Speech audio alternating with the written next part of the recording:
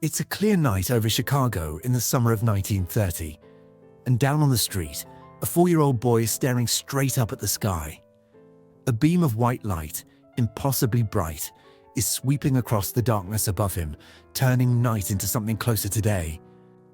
People will later swear that if you stood still and let it pass over you, you could read a newspaper by it.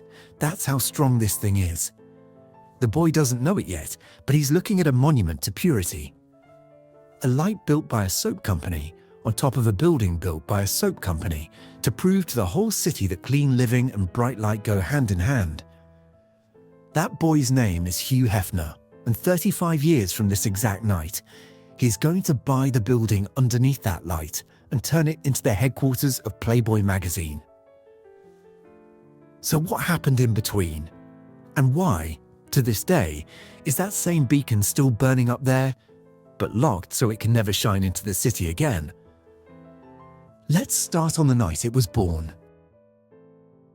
Chapter 1. The man who wanted to clean the world. Long before there was a beacon, before there was a skyscraper, before there was even a city block waiting on North Michigan Avenue, there was just one immigrant kid with an idea nobody had really tried before. In 1806, a young Englishman named William Colgate arrived in New York with almost nothing. Back then, soap wasn't really a product. It was a mess. You bought it in a big greasy block, cut by hand, sold by weight, no two pieces quite the same. William looked at that and saw an opportunity nobody else did. He started selling soap as individual, uniform cakes. Clean, wrapped, consistent, every single time. That sounds simple now. In the 1800s, it was close to revolutionary. He wasn't just selling soap anymore. He was selling the idea that cleanliness itself could be reliable. Something you could trust, the same way every single time you bought it. From there, the business exploded.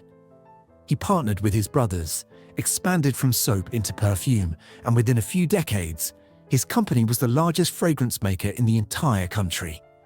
He was a deeply religious man. People close to him actually called him the Deacon, and he gave away close to half of everything he earned. Some of that money helped found a small seminary in New York that would later be renamed in his honor, Colgate University. By the 1840s, William's company had grown so large that the boiling vats needed for production could no longer fit on his property in Manhattan. He had to move the entire operation across the river into a sprawling new facility in Jersey City. Picture that for a second. A business that started with one man and a handful of soap molds had grown so large in a single generation that it outgrew an entire borough of New York. When William died in 1857, at the age of 74, he left behind a wife of 46 years and 3 sons. And one of them, Samuel, is the man you need to remember. Because Samuel is the one who understood something his father never lived to see, that cleanliness wasn't just soap anymore. It was teeth. It was breath. It was the entire human body. In 1873, Samuel's company introduced something brand new, toothpaste, packed into small glass jars. Then, in 1896, they went even further, the world's first mass-produced toothpaste in a collapsible metal tube. The kind you squeeze.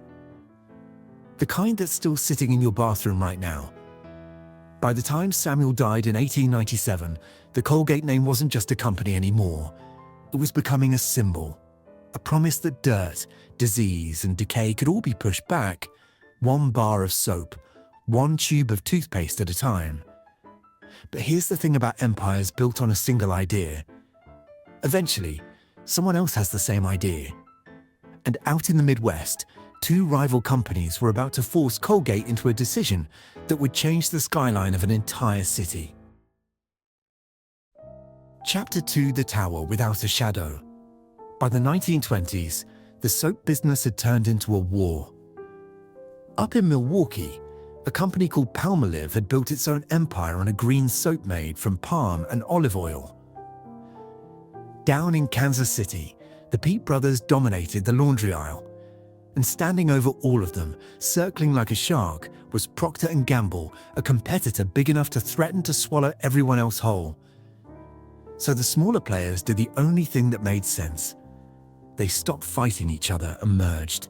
Colgate, Palmolive, and Peak combined into one company, and almost overnight, it became the third largest consumer goods company in the entire United States. But a company that size needed something it didn't have one single headquarters, powerful enough to represent all three names under one roof.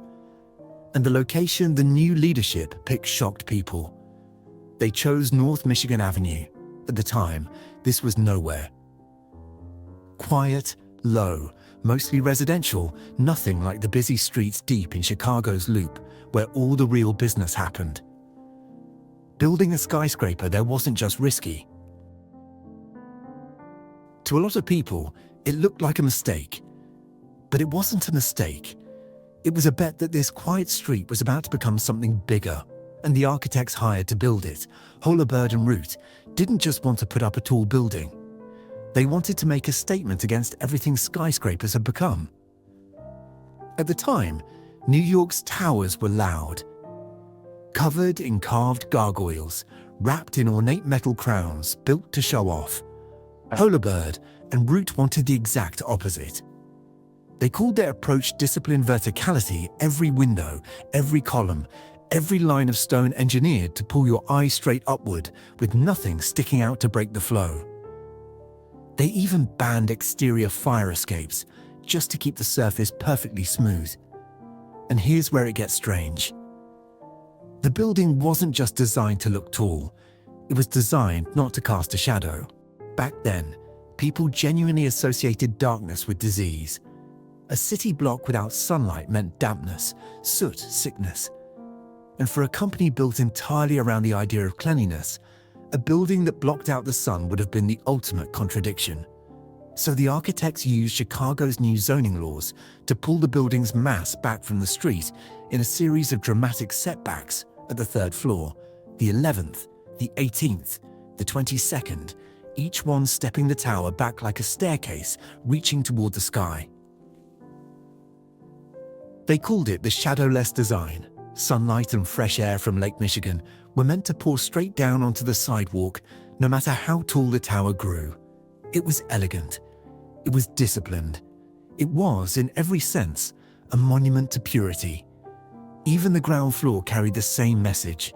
Step inside, and the lobby felt less like an office building and more like a quiet cathedral, walls lined with dark, polished stone, cut so carefully that every grain in the rock ran straight upward, echoing the same vertical lines climbing all the way up outside.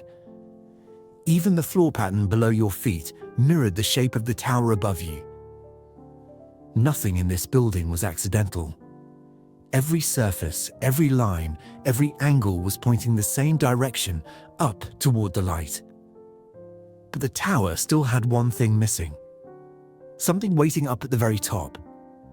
Something that would turn this quiet soap company's office building into the single brightest object in the entire Chicago sky. Chapter 3. The light no one wanted. Here's a detail almost nobody knows. The massive beacon that would eventually crown this building, the thing that made it famous, wasn't even supposed to go here. It was originally planned for the roof of a different building entirely, a hotel across the city, built specifically to compete with a rival tower's rooftop beam.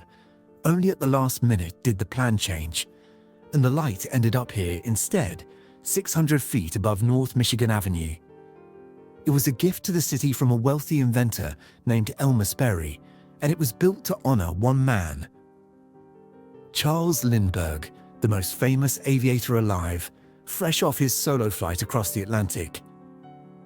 They called it the Lindbergh Beacon. In August of 1930, the moment came to switch it on, and the ceremony itself was pure theater. President Herbert Hoover sat at a desk inside the White House and pressed a button. That button didn't turn the light on directly. It sent a tiny electrical pulse racing across the country through telegraph lines, all the way to Chicago, where it tripped a heavy magnetic switch inside the tower. That switch snapped shut, and 2 billion candle power of white light exploded across the Chicago sky for the very first time. People said you could see it from 300 miles away. Some claimed that if the beam stopped rotating and held steady, you could read a printed newspaper by its light from 27 miles out. Whether every one of those stories was exactly true almost doesn't matter. What matters is that people believed it, because that's how impossibly bright this thing seemed. But here's the twist nobody expected. The one person the entire ceremony was built to honor didn't show up. Charles Lindbergh was invited by telegram. He said no. He never explained himself publicly, but people close to him said he thought the whole idea was backwards, that a beacon like this belonged out on a dark runway, guiding pilots home, not spinning over the middle of a crowded city.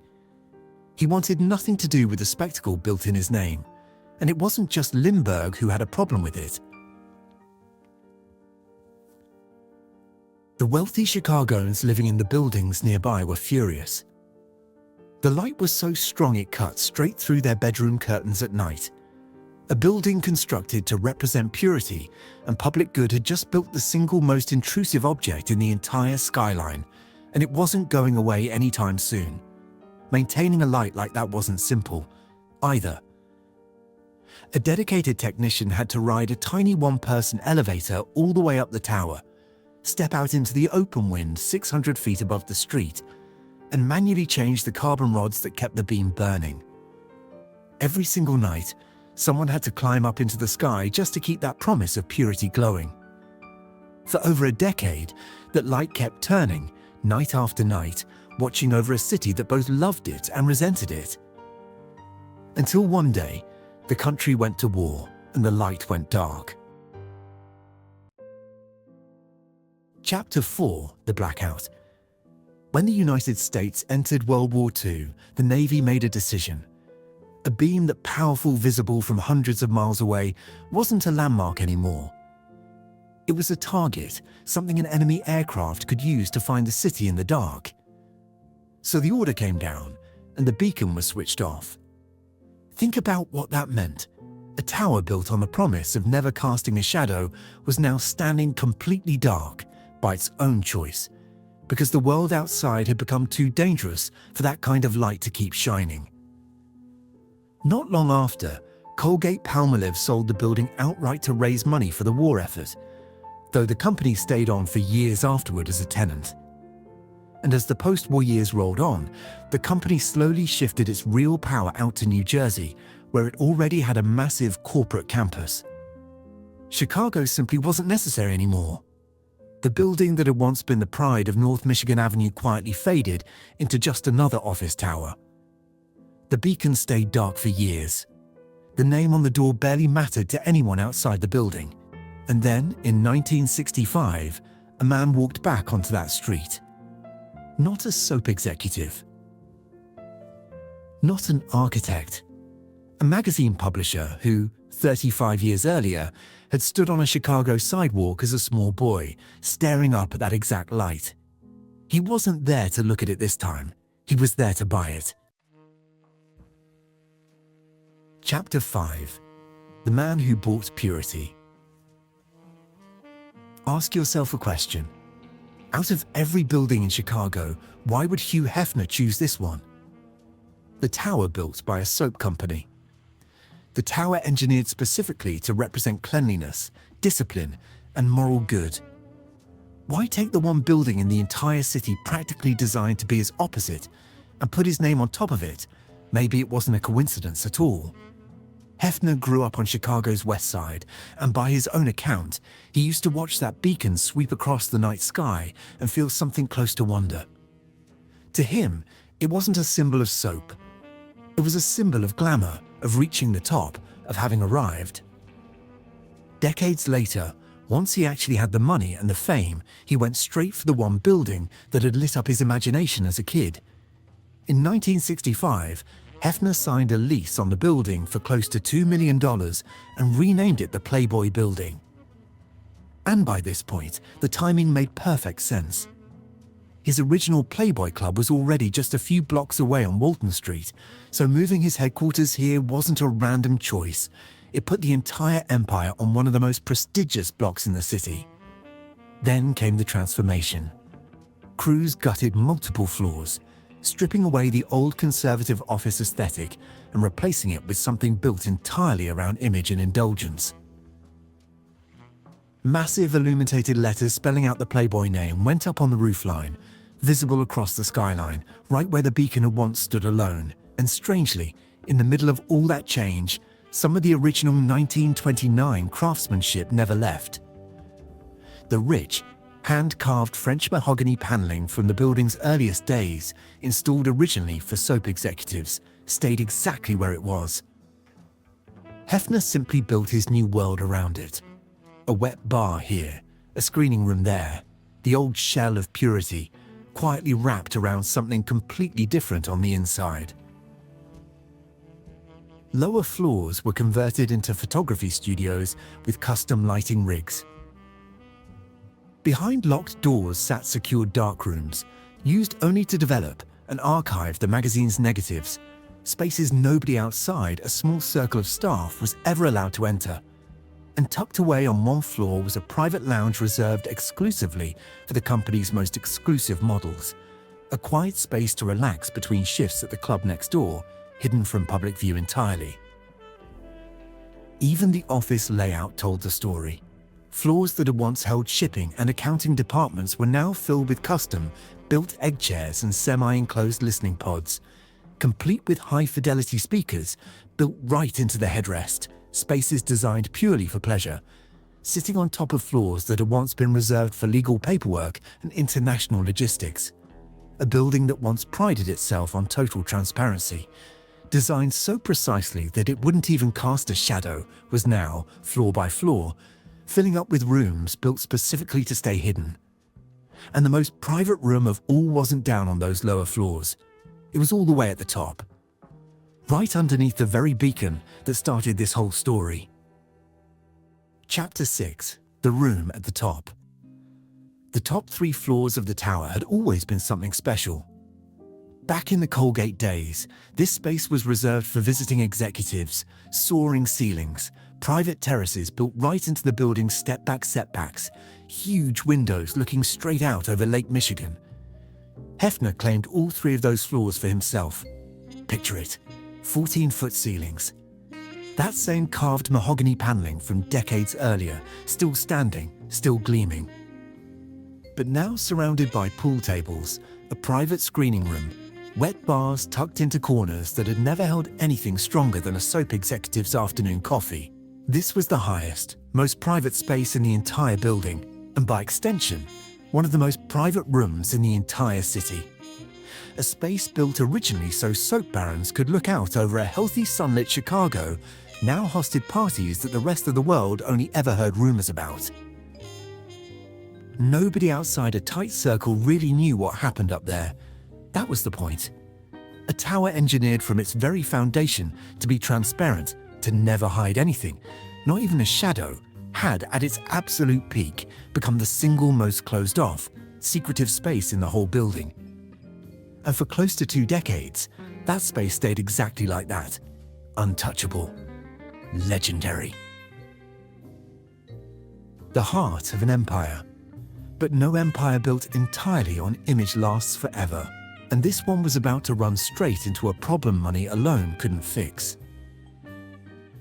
Chapter 7. When the lights went out again.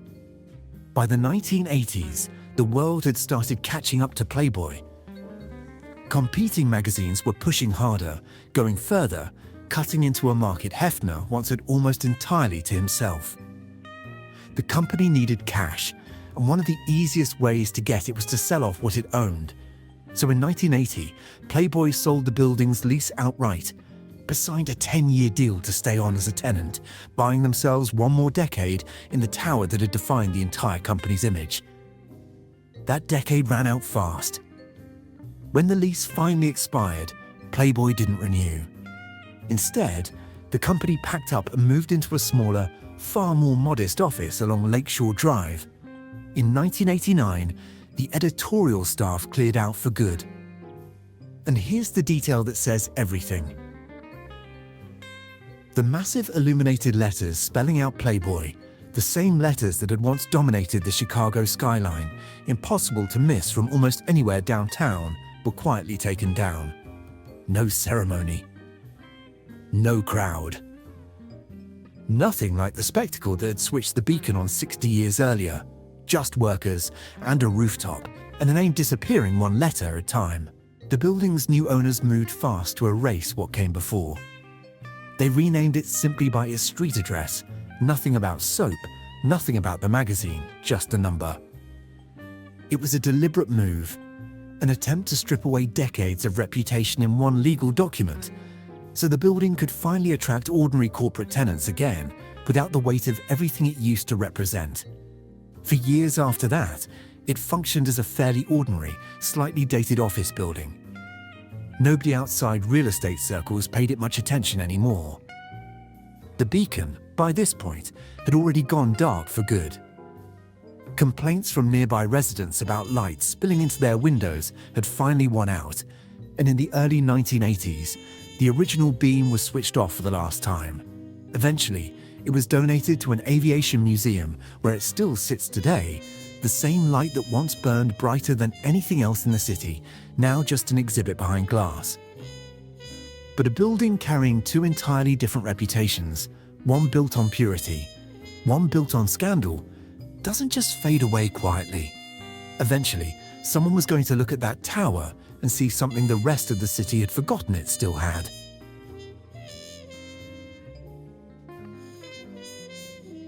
Chapter 8. The light that's only allowed to point one way. At the turn of the millennium, the city finally recognized what it had. In 2000, the building was named an official Chicago landmark. 3 years later, it was added to the National Register of Historic Places.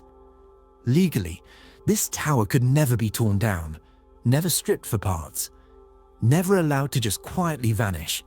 Then, in 2001, a developer bought the entire tower and did something that, 20 years earlier, would have seemed impossible. He converted it into more than 100 ultra-luxury residential condominiums. The soap headquarters. The Playboy headquarters. Now, simply home.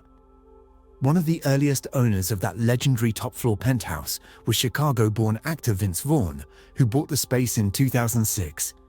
He tried for years to sell it as one massive unit, and for years, nobody would take it. It was simply too large, too unusual for most buyers to want as a single home. Eventually, he split it into separate units, and only then did it finally sell. Even the building itself, it turns out, couldn't stay whole forever. Everything about it kept getting divided, renamed, and reshaped, piece by piece, floor by floor, depending on whoever needed to make sense of it next. And then came the Beacon. In 2007, to mark the building's restoration, a new light was installed at the very top, almost 80 years after the first one had ever switched on. But this time, it wasn't allowed to do what it once did. The original beacon used to sweep in a full circle, blasting light across the entire city, bright enough to cut through bedroom curtains for miles around. This new one doesn't get that freedom. It's locked. It only sweeps back and forth over one direction, straight out toward the water. It never turns back toward the city again. Think about that for a second. The very first version of this light was built to announce something to the entire world. First purity, then later, an empire of a completely different kind. But the version standing up there right now has been quietly told to look the other way. Away from the city. Away from the people who once fought over what it represented. Out toward the lake, where there's nothing left to argue with. So go back to that summer night in 1930. A 4-year-old boy on a Chicago sidewalk, staring straight up at a beam of light strong enough, they said, to read a newspaper by. He had no idea what that tower below the light actually stood for. He just knew it was the brightest thing he'd ever seen. Now you know the rest. A soap company that built a tower specifically so it would never cast a shadow. A beacon nobody wanted, dedicated to a man who refused to even show up. A penthouse that went from soap executives to secret parties to an actor who couldn't sell it fast enough. And a light that, after everything, was finally allowed back on, but only if it promised never to shine into the city again. So here's my question for you. Was this ever really a building about purity that got hijacked by scandal? Or was it always a building about image, about controlling exactly what the world was allowed to see, and it just changed hands from one master of image to another? Tell me what you think in the comments. And if this one pulled you in, stick around. The next story is even stranger.